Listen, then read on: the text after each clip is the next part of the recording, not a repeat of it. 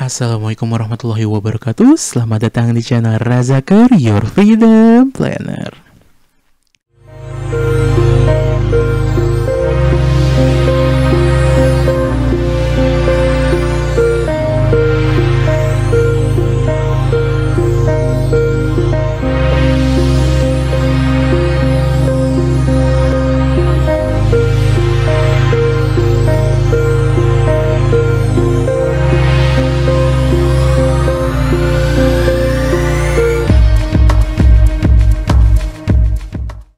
Bagi yang baru pertama kali kesini, salam kenal, nama saya Raffi Ahmad Razak, STMAB, AWP, QWP, IPP, WMI, WPPE, dan di video kali ini, saya akan membahas mengenai konsep investasi konvensional versus syariah.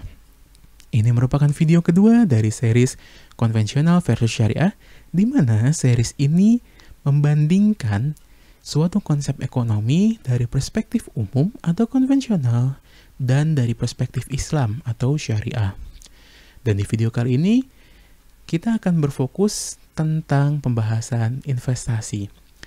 Jadi, konsep investasi itu sendiri adalah sebuah penyertaan modal pada suatu benda, suatu bisnis, ataupun suatu proyek, di mana harapannya adalah di masa mendatang, itu akan menghasilkan return atau pemasukan bagi kita. Dan konsep ini dapat diterapkan dalam berbagai aset yang resmi diakui di Indonesia. Yang pertama itu ada aset real. Aset real ini merupakan aset-aset yang bentuknya fisik. Contohnya seperti logam mulia, properti, tanah, ataupun komoditas.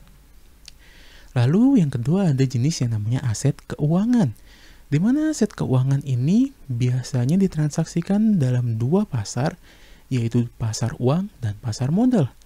Pasar uang, instrumennya contohnya adalah deposito.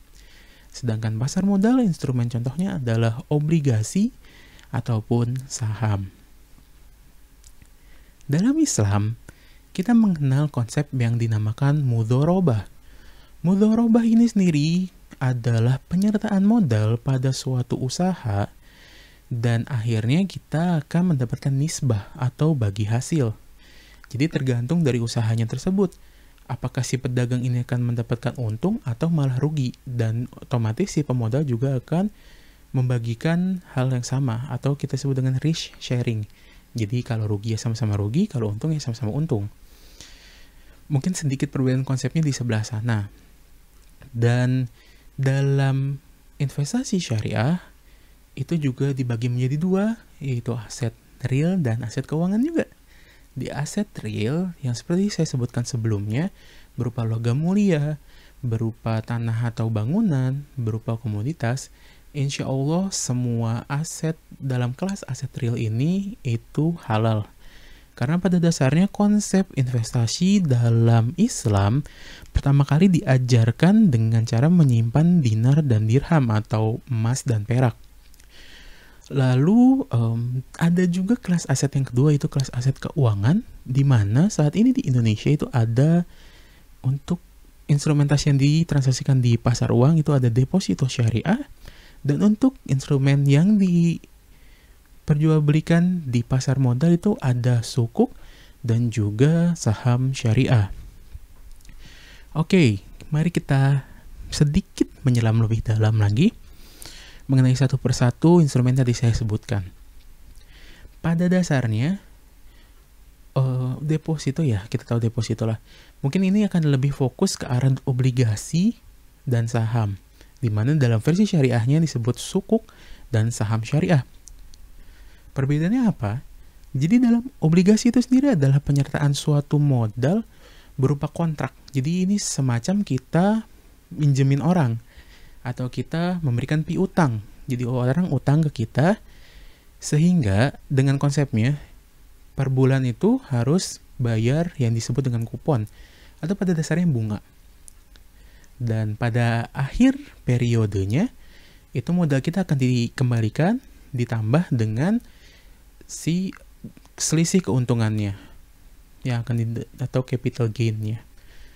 Dan konsep dalam saham itu sendiri Berbeda dengan obligasi, jadi saham itu bukan merupakan utang. Saham itu adalah bentuk penyertaan modal pada suatu perusahaan. Sehingga dalam kelas akuntansinya pun beda. Secara pecking order, obligasi termasuk sebagai utang. Sedangkan saham termasuk di dalam ekuitas atau penyertaan modal. Sehingga konsepnya pun berbeda. Kita kalau pada saat saham, itu ada disebut dengan dividen dan capital gain. Capital gain adalah kenaikan harga saham itu sendiri karena basisnya bagus.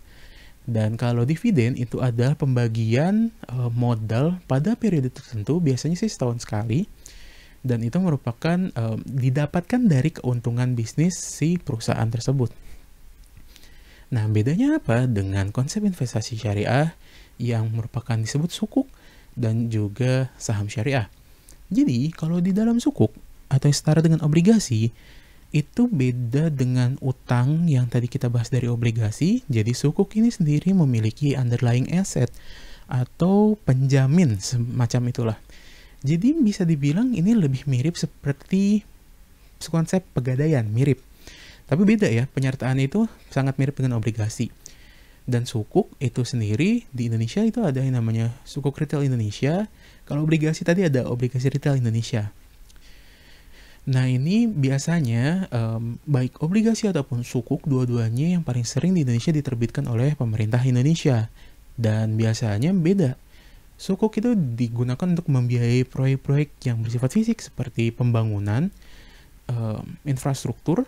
Kalau obligasi tadi itu tidak dijelaskan secara rinci arahnya kemana, tapi intinya untuk negara. Jadi negara semacam pinjam modal gitulah ke kita. Nah, bedanya saham dan saham syariah. Jadi kalau saham syariah itu sendiri ada beberapa syaratnya. Misal, tidak boleh memiliki debt to equity ratio atau rasio antara hutang dan modal yang melebihi 30%. Lalu juga bisnisnya tidak boleh bisnis yang melanggar syariat, seperti minuman keras ataupun perbankan yang mencantumkan riba atau perbankan secara konvensional.